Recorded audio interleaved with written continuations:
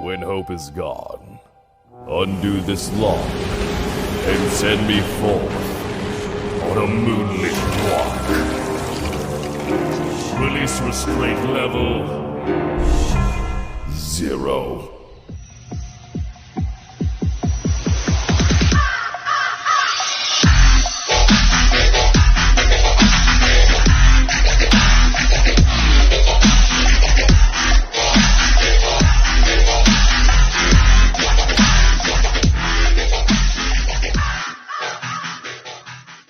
Hey kids, wanna see a dead body?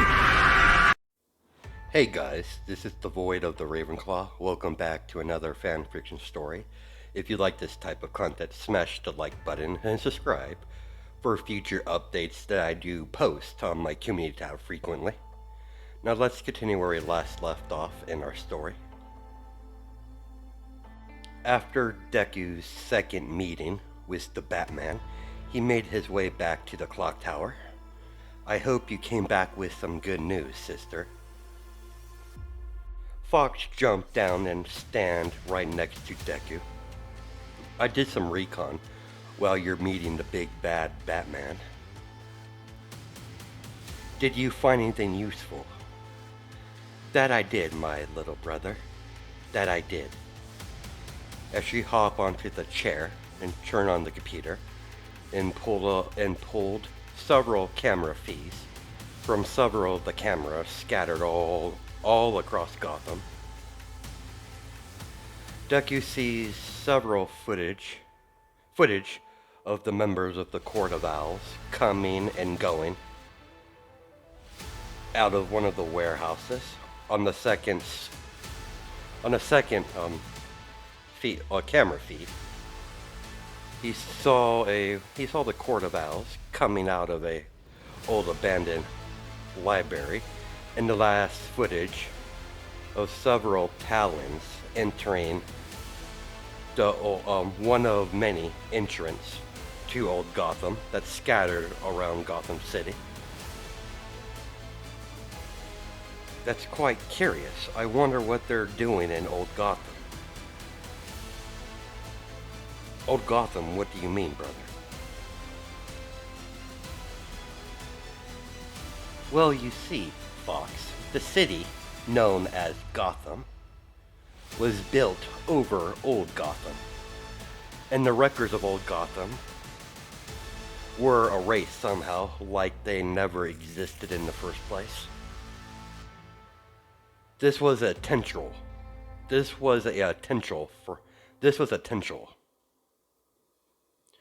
Someone wanted the knowledge of old Gotham ever existing.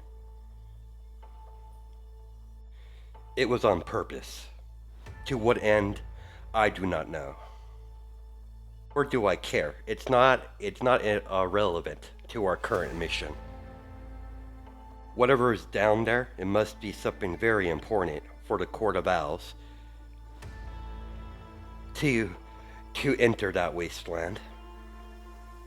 Thank you, sister. This is very helpful indeed.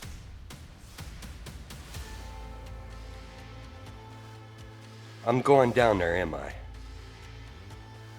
Of course.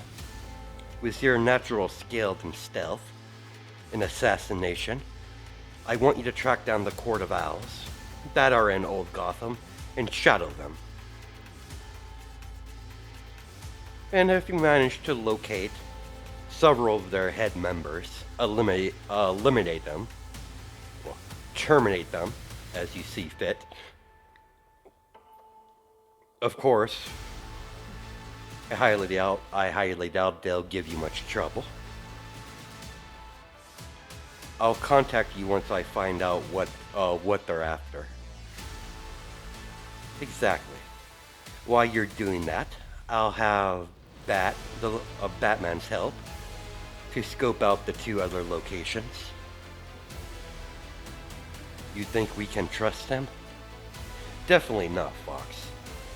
We might have a common goal currently, but the moment the Court of Owls are out of the picture, he'll turn his attention towards me. I might not have committed any crimes currently since I returned to Gotham, but that doesn't mean he's forgotten my past actions in Gotham City. He's the stubborn type. What will you do if he does become hostile? I'll kill him, of course. But I would rather not kill him. But if he forced my hand, then so be it. He will leave me with no other choice. Why don't you get some rest? I plan to do the same. It only took 2 days to get contacted by Batman, as they both parties agree upon to meet on top of the roof of the PD, where the Bat Single is located.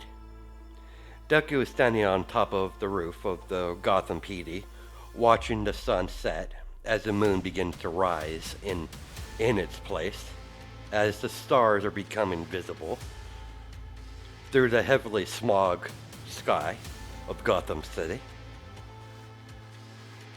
Deku, while waiting, created several shapes of ice in the palm of his hand, waiting for the Batman to arrive. Several minutes later, Deku crushed the small ice sculpture made of ice in his hand as he felt Batman's presence. The more time he spent with the man, the more he could tell when he's nearby because of his intense training in Alaska. Deku turned around to see the Batman.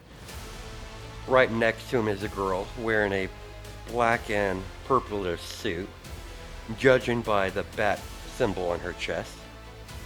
He assumes that she's the new current Batgirl that has blonde hair, and by the look of her, Deku can tell they're around the same age, wearing a mask, a purplish black mask, revealing the rest of her face. Much like Batman, she has a cowl over her face. Stephanie couldn't help herself but smile and wave at the boy that's around her age, wearing some sort of white coat, with glowing blue eyes, with raven pitch black hair. Despite Bruce's effort to make her more serious, she's always kept her cheerful personality and the fondness of meeting new people. Deku raised his eyebrow at the overly friendly Batgirl. Without even exchanging greetings, he saw the boy toss him some sort of flash drive. I have 3 possible targets I located by hacking into the camera feeds. Deku is only saying he did it to keep his companion in the shadows. Bruce took out a small device and plugged the flash drive. Seeing 3 different files of footage, as he pressed play on one of them, to see several Court of Owls members coming and going out of the abandoned warehouse and the abandoned library. And the 3rd video was one of the many entrants to Old Gotham. Batman's only ventured in Old Gotham a couple times, but this entrance he's never seen or known anything about. He always knew there was more than 3 that he's discovered so far. I believe it would be our best option to go after the warehouse and the library before we handle the old entrance to Old Gotham. I may know of a few entrance ways to Old Gotham, but I've never stepped inside myself, so I don't know what we would be expecting. If we went rushed in without preparing, things could not go our way. I believe I'm saying this, but I agree. Your plan is very solid. And who knows, we might find some information at the two other targets before we even attempt to take on entering Old Gotham. Let's get this out of the way before we begin our investigation. I'm not so deluded or foolish to believe by the end of this we'll be buddy. Hopefully we have gained a mutual respect for each other at the end of this. I have no desire to stir up trouble. Like you, I want the Court of Owls to be removed from Gotham as much as you do as well. But I did agree upon your conditions. We will do things your way. No killing on my part. Might have some frostbite, but they'll mostly be alive. Bruce couldn't help but see a younger Victor Fries in Deku. Cold, serious, polite to a point. Bruce stored that thought for a later date. Not as Deku gestured to start by leaping off the building. As all three of them jump off the rooftop after rooftop towards the direction of the warehouse in the docks of Gotham. Batman, Batgirl, and Deku enter through the second story through a window of the warehouse as they see several people wearing owl masks carrying assault rifles. Deku suspects these are just their foot soldiers. No one important of note. No signs of any Talons in the warehouse so far. Deku stealthily approached one of the Court of Owl foot soldiers and slammed a ice bat at the back of his head, knocking him out, while Batman and Batgirl took out the remaining Court of Owl foot soldiers in the room. Deku followed Batman's lead out of the room. They found themselves in... As all three of them began to stealthily take out foot soldier one by one, until they got to the main room of the warehouse, seeing the room filled with coffins that are used to make new Talons. Deku and Batman are unaware of that fact just yet. Batman has more of a just idea how they do it. It's still a mystery, but Batman, or Bruce, suspects that they've been stealing dead bodies, creating it into those undead warriors known as Talons. Just doesn't have solid proof of it just yet. Deku opened one of the coffins. What's with all the dead bodies? I don't know. The fact that they are collecting corpses is very troubling. They must have a reason. I do have my theories, though. I have already contacted the PD. They'll return the bodies to where they belong. The looks of each corpse so far. They haven't been dead long. Let's check out the next location. There's not much we can learn here. There's not much we can learn here from several dead bodies. Let's go, Batgirl. As all three of them left, after standing on top of a building, watching Gotham PD stop in front of the warehouse, as all the police officers entered the warehouse. As the three heroes, well, Deku's not technically a hero, but he's doing a hero thing right now. As they made their way over to the abandoned library in a very dodgy part of Gotham City. They got close enough to the library. They saw several Court of Owl foot soldiers wearing owl masks guarding the front entryway of the library, and several lookouts on the roof was all equipped with sniper rifles. As they stand on top of a rooftop, several blocks away, while Batman's looking through his binoculars. So how you want to play this, Bats? We can't do anything until we neutralize the snipers on the roof. Deku, are you able to neutralize the snipers without killing them? I have a technique for such occasions, Batman. I'll give you a brief explanation. I could shoot out condensed ice out of my fingertips like a bullet. I just have to minimize the force of each shot out. It should knock them out. Normally, they would pierce their flesh, but if I use the least amount of power, it should knock them out in one hit. I just have to get close enough.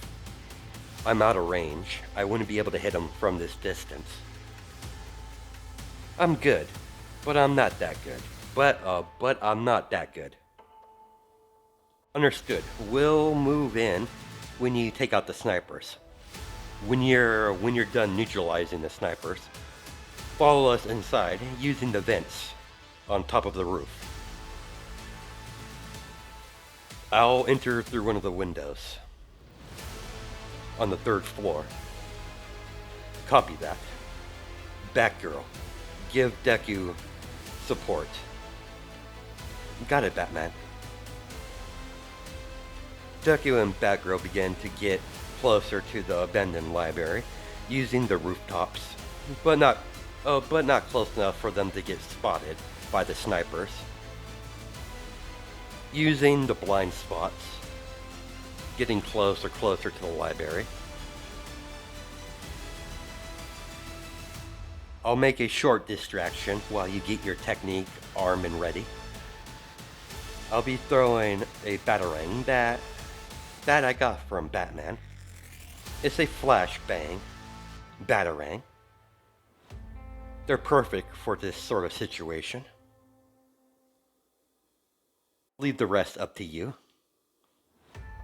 Got it, Blondie. When Deku saw Batgirl throw the flashbang batarang at the 4 snipers, while the flash went off, Deku proceeded to shoot a condensed ice bullet out of his fingertip, condensing enough to knock someone out, but not hard enough to go through their skull, as the ice bullet shot outwards in rapid succession, hitting all 4 of the snipers on the library instantly at all the same time, knocking them out instantly, as Deku proceeded to go on top of the roof of the library and go through the vents, as Batgirl followed right behind him. Deku and Batgirl finally was about to exit the vent. Batgirl stopped Deku by putting her hand onto his shoulder. Have some spares, as she handed over several batarangs and smoke bombs, just in case. Deku simply nodded at Batgirl and took the small smoke pellets and batarangs from her as he dropped a couple pellets of the smoke bomb down below as he exited the vent, and threw out several batarangs at the Court of Owl foot soldiers as the batarangs flew through the room, hitting all of the targets that are currently in the room. Deku took him out, but he didn't take him out quietly, as more nearby Court of Owl foot soldiers entered the room, leaving Batgirl to take care of the remaining that are still conscious, by using a combination with batarangs and her battle staff that seems to extend that was attached to her hip onto her utility belt. Not bad. Before Deku could respond to Batgirl, as a new wave of Court of Owl foot soldiers entered the medium-sized room and opened fire immediately with assault rifles in their hands. Deku grabbed the girl by the waist, making Stephanie blush from the physical contact, and jump out of the way while creating a small ice wall in front of them that reflected most of the bullets, only leaving small imprints of the bullets against the ice wall. How dense Deku made the ice. By then, Deku released his arm around Batgirl's waist and immediately created huge ice gauntlets. It smashed through his own wall and charged forward. Throughout one of his ice gauntlet his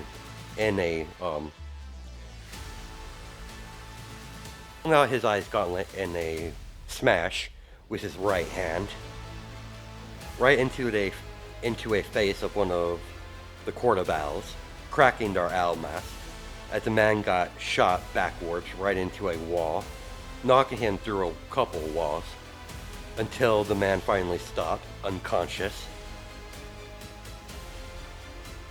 A secondary gauntlet on his left hand formed over his fist. Several more foot soldiers charged Deku as he smashed both of them with a right hook to the one on the right, flying him back into a wall and kicking another in the face as he went sent flying headfirst into a window, flying out of the building and hitting a parked car, hitting something not too gentle on his way down. He'll be extremely injured but not dead. Both gauntlets begin to crack as ice particles drop from both of his fists. Batman said you had ice powers, but I didn't think they would be so diverse, to be used in many different situations. A bit brutal of you. Remember, we're not here to kill him. He'll live. How well, that's entirely up to him. You're not entirely wrong. My ice powers can be used in all sorts of situations. You seem to be well trained in fighting with your powers and your martial arts. That I am. Let's cut the chitter chatter. We got a job to do. Spoiled sport. As Stephanie pouted at the cold ice user. After traveling through the fourth floor, they finally reunited with Batman, as all three of them began to taking out each of the threat. Using precision and stealth. Once they got to the first floor, in the middle of the huge room, all the windows and doors were sealed off by a thick layer of steel, covering the entryway to the library. As several talons revealed themselves. It was a trap. How amusing. Batman, what should we do? Nothing but moving corpses. I've done some autopsy on a couple of these talons. Don't hold back. They're not people anymore. They're just, in technical terms, fighting zombies. Of course there are zombie warriors. Starting to dislike this Court of Owls. Destroy their brain. They'll go down permanently once you destroy their brain completely. Thank you for the intel. This makes this a whole lot easier. Deku had a theory that destroying the brain would probably stop them. But he's only had one encounter with a Talon, and trying to kill a Talon wasn't really his main desire at that current time. Before Batman could say anything else, Deku rushed forward towards the Talon while he was swinging his fist as a ice gauntlet with spikes appeared onto his right hand and struck the Talon in the chest as the zombie warrior was shot backwards, hitting several bookshelves that are located on the first floor of the library. Deku knew that wouldn't keep him down for very long, as he jumped in the middle of the air, forming his other ice gauntlet into a ice spike gauntlet on his left hand, and smash his left fist into another head of one of the Talons. As he ran towards the first Talon he attacked, before the Talon could get up, Deku had moved so fast and dodged several of the sword swings from nearby Talons, thinking they could kill Deku when his back was turned. That attempt was futile, as Deku pulled out an ice gun that looked like a toy out of his coat and froze the undead warrior, then smashed the Talon into a billion of ice particles with his ice spike fist. As his ice gauntlets begin to shatter in ice particles, Deku examined the room, seeing Batman taking care of his opponents fairly easy. Batgirl, on the other hand, seems to be having a little bit of difficulty. She's still hesitating to make a decisive blow. Deku doesn't blame the girl, considering her she's working with Batman and his no killing rule. But Deku doesn't have such limitations. He's killed many times before. It was a necessary skill to learn to survive his Earth and his time with Mr. Penguin. He doesn't necessarily like killing, but it is necessary in some situations, like given this situation, in fighting against opponents that are clearly undead zombie warriors. When he saw Batgirl about to get stabbed through with a katana, Deku rushed forward towards Batgirl, getting it just in time to create a ice katana to block the blow and kick the Talon in the stomach, making the undead warrior get hit backwards forcefully. May I add. Thanks for saving my ass. No problem, Blondie. Help Batman. I'll deal with these weaklings, these walking corpses. Are you sure?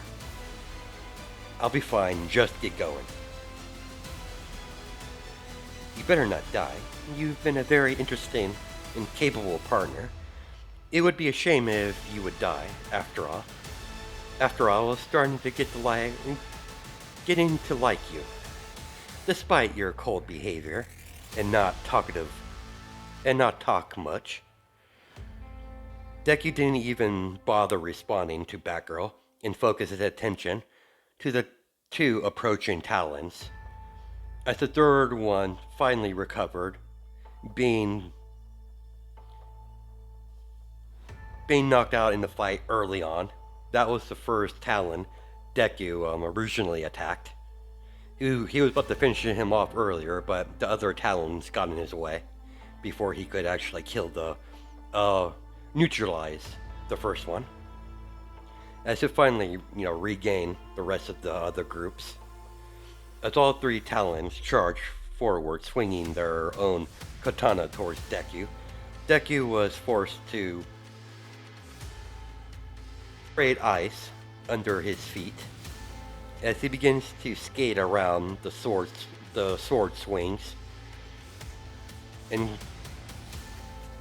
dodge around the sword swings with his eyes closed and his hands behind his back, using his hearing and danger sense. Because of his harsh training in Alaska, he doesn't necessarily need his eyesight to dodge or to feel incoming attacks from the walking corpses.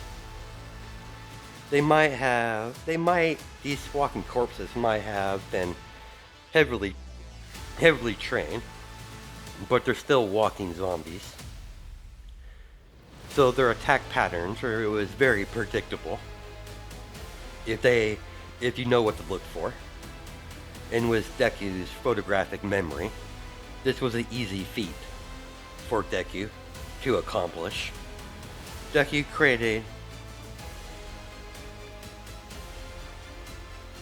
once again created one gauntlet on his right hand and smash his fist into the incoming Talon, then spin around and did a spin kick, knocking the other Talon into the wall. He struck the third Talon in the chest with a palm strike, giving Deku the necessary time to shoot several ice bullets into the skulls of the Talons, stopping them from getting back up, ultimately killing them once again. As more Talons entered the library, Deku gave Batman a look. Bruce knew Deku was up to something, so Batman and Batgirl jump onto the chandelier that's hanging on the ceiling of the library, using their grappling hooks to get off the ground. Deku slammed both of his palms onto the ground, freezing the ground. Then, soon after that, it kept freezing until the entire library was frozen, inside and outside, as the temperature dropped drastically in the abandoned library. As you can see Batman and Batgirl's breath from the cold temperatures as they jumped down. Deku immediately shot out several ice spikes, shards, towards all the frozen Talons, making them shatter into a million of ice particles. Deku slammed his ice gauntlet into the frozen metal doorway that's blocking his pathway, shattering the metal as it crumbles like it was glass. So they have an easy way to get out. Whoa, he managed to freeze the entire building. Its most impressive display of his ice powers. That was one of my most powerful attacks. Frozen Wasteland. That freezes anything in the immediate area. I could do that attack about 4 more times, but no more at my current level. What we learned so far, they've been stockpiling bodies, most likely turning into these Talons. That's most likely accurate, but we are unsure how the process goes, either by science or magic. Agreed. The process to make a Talon is still quite a mystery. I'm guessing they are already aware of us raiding their warehouse. That's most likely how they set up a trap in the library. That's most likely the case, Deku. I suppose we should venture into Old Gotham. Considering there's so many Court of Owl members coming and going out of that tunnel. And the reason why they're in Old Gotham, it's still a mystery. ready to be solved, but we'll worry about that at a later date. Agreed. Enough chit-chat. Let's go. Let's go. We're leaving Batgirl. To Old Gotham. Oh joy. She's been in Old Gotham before. She doesn't like it. She finds it creepy. Several hours prior, before Deku had a meeting with Batman, before they hit the first target, the warehouse or the abandoned library, you see the sun setting as the moon is rising in the sky, as Fox jumping from rooftop to rooftop, heading towards the entryway to Old Gotham. After traveling through the rooftop, she finally arrived at her destination.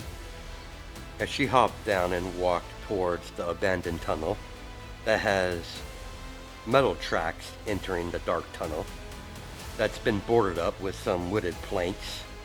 Several of the wooden planks have been removed recently because of the Court of Owls activities entering and exiting this tunnel for some unknown reason. Fox proceeded to enter the pitch black tunnel and picked up a oil lantern that was hanging on the side of the wall on the way into the tunnel. Fox has the lantern in one hand and her other hand on the handle of her katana, ready to draw her blade out and strike at the slightest movement. As Fox proceeds to travel through the tunnel very cautiously, she doesn't know what to expect through the tunnel or at the other end of it. She's totally attempt to keep her presence undiscovered until stealth is no longer a feasible option.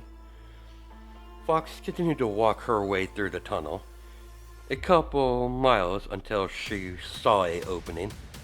The moment she got out of the tunnel, she saw several Court of Owl members on the other side of the tunnel that led to a large, huge cavern where Fox could see a old corrupted and abandoned buildings of Old Gotham. I gotta admit, I was not expecting Old Gotham to be quite large. Impressive to think Gotham has an underground city. Fox with great agility and got right behind a huge wooden crate and hid behind one of them as several Court of Owl grunts walked past, patrolling the area while carrying assault rifles in their hands. As one of the grunts separated from the main group, walking deeper into the city, Fox decided to shadow the man to see where he will lead her. As Fox followed the man on higher ground by jumping off the buildings from rooftop to rooftop, while keeping close enough distance to make sure she could keep following the grunt without losing them, and not close enough for her to be noticed by the person she is following. While Fox was following the Court of Owl member wearing a suit and wielding an assault rifle by the rooftops, as soon as she looked away from her opponent to look straight ahead of her, she saw several Court of Owl grunts, mere soldiers, holding sniper rifles on the incoming roofs. When she got to the same roof, she went to a slid and drew out her katana out of its sheath and rushed the unaware sniper by stabbing her blade into his back. As the sword pierced his heart, coming out of his chest, by piercing his heart, killing him instantly. Then she grabbed the falling dead man and gently placed him on the ground. As she approached the closest sniper to her and threw out several throwing knives, piercing the man's brain from behind. As the man's dead body is beginning to fall. About time the other sniper figured out what was going on, it was already too late. Fox got close enough in striking range. She proceeded to sweep his legs underneath him into a leg sweep, as the sniper was forced to fall on his back.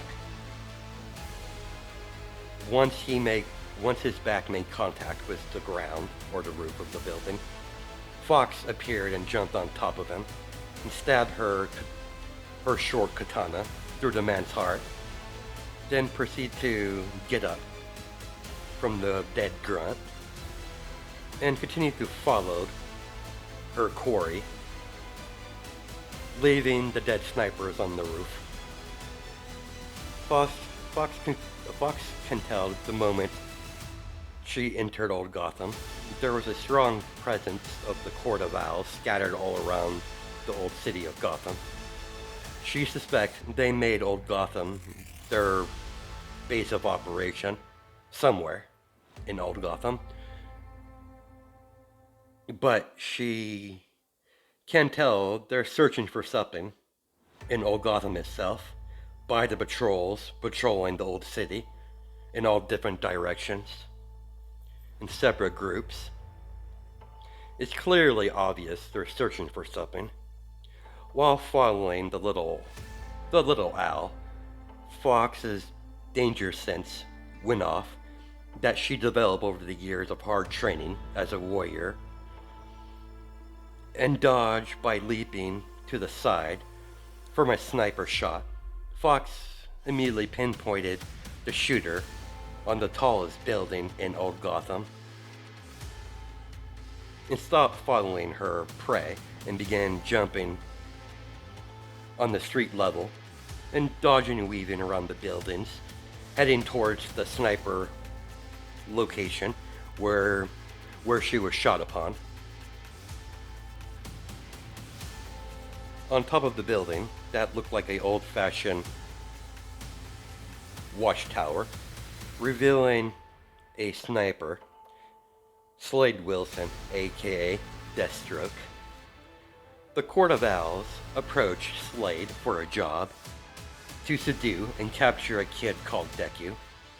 From his intel he got from the Court of Owls that his target travels with the older girl wearing a fox mask, and wearing a white kimono. He's here. He's not too far away. So he decided to test the girl's reflexes. To say he was impressed was an understatement. He could clearly see the pure potential the girl has. She was well trained. Very well trained, indeed. It didn't take her long to cut the distance.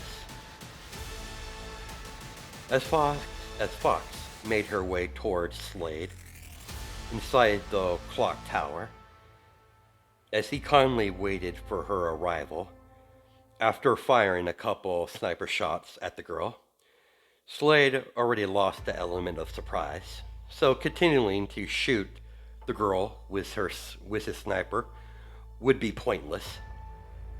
Fox jumped into the bell tower.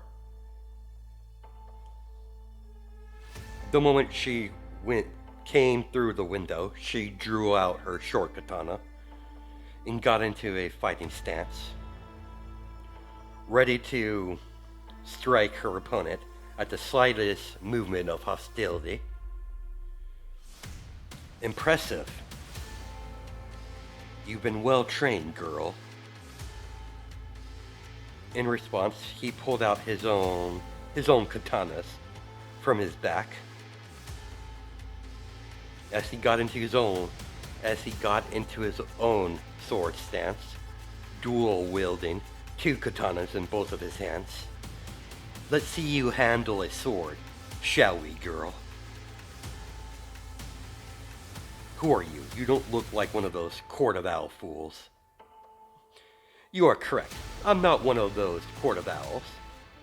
I simply was hired by them. Nothing personal, girl. They pay extremely well. I go by Deathstroke.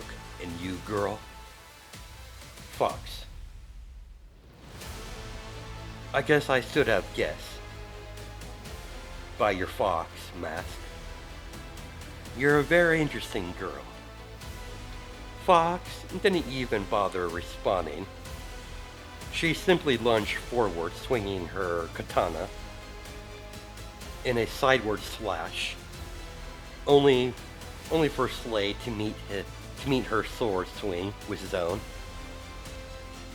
Using his opposite hand, when he blocked her initial attack, he used his opposite hand to swing his second katana downwards, forcing Fox to maneuver around the sword slash, then kick Slade in the stomach, making Slade back off a little bit from the sudden kick he received in his stomach.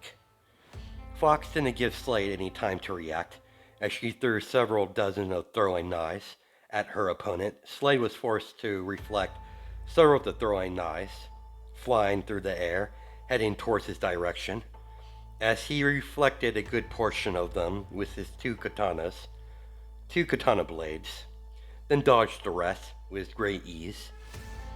But that was a mere distraction. Immediately, when Fox threw out her throwing knives,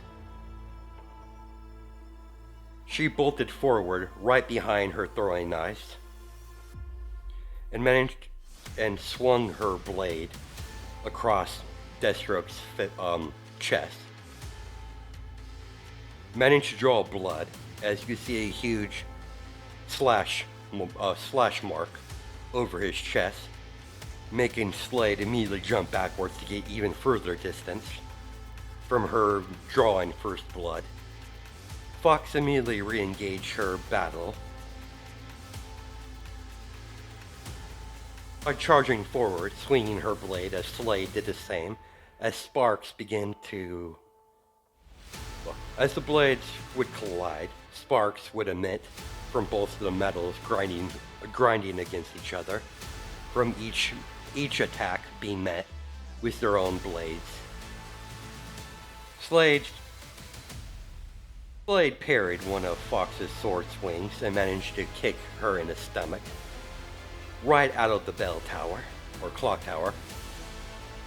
When Fox was kicked out of the clock tower, she maneuvered her body in such a way and slammed her blade onto the side of the bell tower, slowly making her descent down to the ground. While she's descending down from the clock tower, sparks begin to fly because of the metal grinding against the hard surface of concrete that was structured around the outer surface of the clock tower. When she finally got to the street level, she immediately jumped backwards, dodging several bullets hitting the ground, as she sees Slade have two handguns in his hands with his swords back in their sheaths on his back. As icicles surround Fox's right arm and shoot off towards Slade, he managed to dodge by jumping out of the way and landing on the street level himself. Unlike her little brother, Disciple, she doesn't have the natural ability to create ice like Deku can. She has to use other methods to form ice. Magic, mostly. She wields ice magic that she was personally taught by her sensei and mother figure, Yuri. Fox dragged her two index fingers across her blade as the short katana formed ice onto the blade itself, extending the length of the weapon made of ice. As she reflected some bullets with her sword that was fired upon by Slade. Fox is moving so fast that she's making an after image of herself, reflecting the bullets, as she redirects several of the bullets back at Slade. Seeing his own bullets reflected right back at him, he had enough time to leap out of the way into a roll as he placed both of his guns into their holster and threw out several throwing knives at Fox. Fox caught the throwing knives and threw them right back at Slade with expert precision. Slade wasn't expecting to fight against someone with her skills. He saw a couple flaws in her movements, but during this whole encounter, he was most impressive. He was most impressed by the girl's performance. But Slade was broken out of his inner thoughts by seeing the young girl pull out a flute out of her kimono that has a fox wrapped around the flute. The flute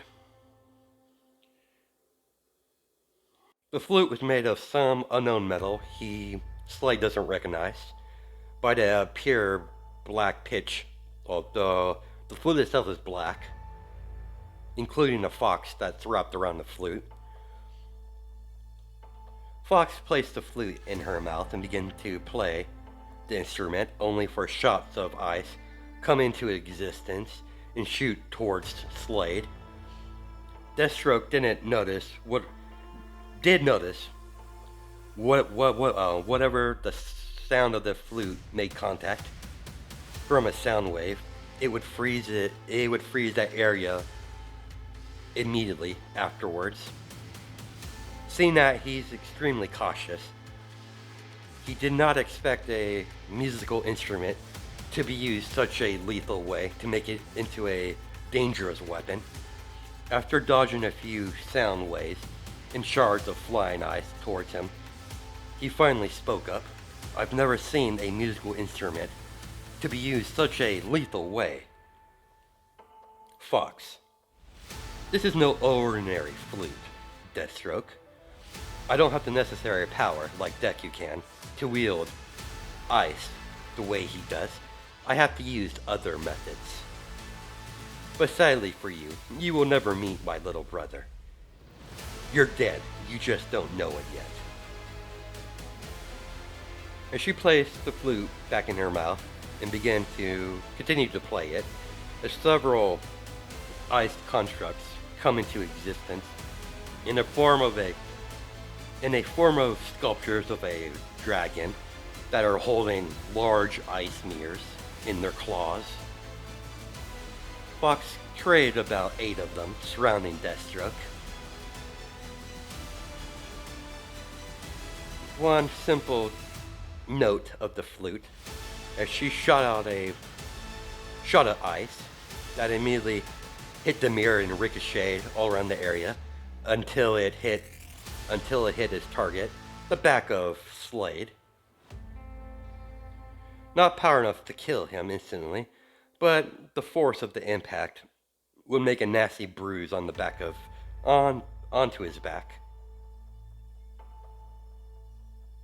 After continuing this sort of attacking for a while, all the preparations were all set, as 9 ice fox tails appear from her back. They're swaying around like the real tails. Slade clearly saw one of the fox tails make contact with the ground, instantly freezing the area. Fox immediately charged forward, thrusting her ice tails, trying to make contact with her opponent, while playing the flute, blasting ice at Slade. Slade wasn't stupid. He knows the moment any of those 9 ice tails make contact with him, he would be frozen most likely instantly. While Slade was dodging Fox and her fox tails, she threw out several ice blasts from her opposite hand into a mirror as it ricocheted around the area until it made contact with Slade. To his chest, making him slide backwards a little bit. Slade threw out several incendiary grenades, only to see his grenades were completely useless, not even making any damage on the ice sculptures or the mirrors. His opponent is using some sort of ice construct in forms of a foxtail, then throwing ice shots from her hands into the mirrors that making ricocheting around, making it very difficult for Slade to fight his opponent on two fronts. Fox noticed her current attack is not efficient enough. While attacking with her ice magic and her 9 ice fox tails, she placed the flute back into her kimono, jumped up in the middle of the air, landing her feet onto the ice mirrors as she ricochets off the mirror one after another, having her blade drawn out, slashing at Deathstroke when she has an opening. As she slid to a stop as a cold breeze entered the area, swirling around Fox, concealing her entirely, as a small ice storm into a whirlwind, totally engulfed her, and when it dissipated, Fox was encased in a large ice sculpture. She's inside the large 9-tail ice fox that's currently on all fours. This is her technique she made after she witnessed Deku's ability when he shifts into his Ice Dragonkin mode. When he makes dragon claws, wings, and tails form of ice. But her form is a tad bit different than Deku's. Her technique engulfs her entire body. Oddly enough, it's quite comfortable inside the fox. Using ice magic to such extent was extremely difficult to master, but like most things, she got to handle it pretty fast. Slade immediately pulled out his double pistols. Would be in his best interest to keep his distance, as the large ice fox is clearly much bigger than an average human, and those tails are extremely dangerous as well, freezing anything the tail touches, making his opponent extremely difficult and dangerous, and not including the sharp claws the ice fox has. Deathstroke decided to open fire, only to see his bullets bounce off the outer form of the ice fox, not even making a crack in the ice. If the situation wasn't so dire, he would make jokes about the girl's name and the fact that she's inside a huge ice fox. Fox began to gather some sort of energy in the tip of all of her 9 tails, pointed directly at Deathstroke, as a mirror is right behind him, and shot out a beam of energy in the form of a ice beam. When Slade jumped out of the way, it hit the mirror, then ricocheted all around the area, bouncing off mirror after mirror, until it finally hit its target. Slade immediately tried to evade the beam of ice energy, by dodging several of the beams, ricocheting off the mirrors. By the end of it, he was able to dodge most of it, but got a few nicks onto his armor. As you see, his entire right arm is completely frozen from getting hit on his shoulder from one of the beams, and his left leg was completely frozen as well. After examining his current condition, he tossed a flashbang at the ground. When the flashbang tossed out of the ground, and when the flash went off and when it faded, Deathstroke was nowhere to be seen. Slade Wilson retreated for now to lick his wounds. He underestimated the young warrior. The new powers she displayed put a damper on his mission. He decided to get his feelings back into his limbs and wait until his target meet up with the girl. Then he'll spring into action. It's a good thing he brought a spare equipment and armor. He's surely going to need it. As the Ice Fox crack and shatter away, revealing Fox looking around to make sure Deathstroke is nowhere near. So he managed to escape. And I can't warn Deku, he's after him. Especially currently, he's in radio silence. And my presence here must be kept unknown to the Batman. Yes, I would love to warn my young brother, regardless. If I got warned or not, I know Deku could handle himself. But in truth, Fox was very disappointed in herself, allowing her opponent to run away. She was hoping to kill Deathstroke. He was a worthy adversary. She is fully aware she's not on his level with her fighting capabilities, and a mixture with her ice magic. That was enough to scale the gap between herself and Deathstroke. After all, he's a master assassin in his own right, just like her sensei. And she's never been able to defeat her sensei, not even once. She could tell immediately after a brief encounter with her opponent. Fox immediately jump off